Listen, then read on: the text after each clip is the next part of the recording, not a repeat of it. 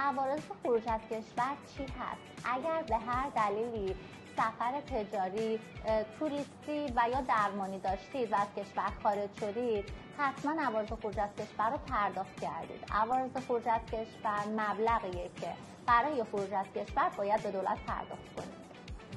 این عوارض برای سفرهای زمینی، دریایی و هوایی محاسبه میشه و برای همه انجام میشه، حتی برای کودکان زیر 2 سال.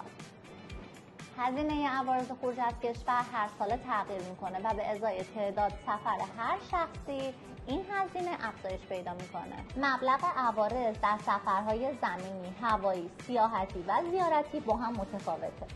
پرداخت عوارض خروج از کشور به چند روشه. اگه میخواید آنلاین پرداختش کنید، میتونید از طریق سامانه سداد یا نصب اپلیکیشن بله یا آیوا پرداخت کنید. ولی اگر میخواید حضوری این عوارض رو پرداخت کنید، یا میتونید به بانک‌های ملی سر بزنید یا از باجه‌های خود پردازشون استفاده کنید و یا توی همون فرودگاه از باجه‌های ATM استفاده کنید و عوارض خروج از کشورتون رو پرداخت کنید.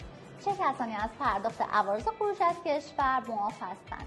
جانبازان و بیمارانی که مجوز درمان دارند و خدمه‌های کشتی‌های مسافربری و تجاری و خدمه‌های پرواز. ایرانیان مشغول به کار و مقیم خارج از کشور که کارنامه شغلیشون مورد تایید وزارت تعاونه.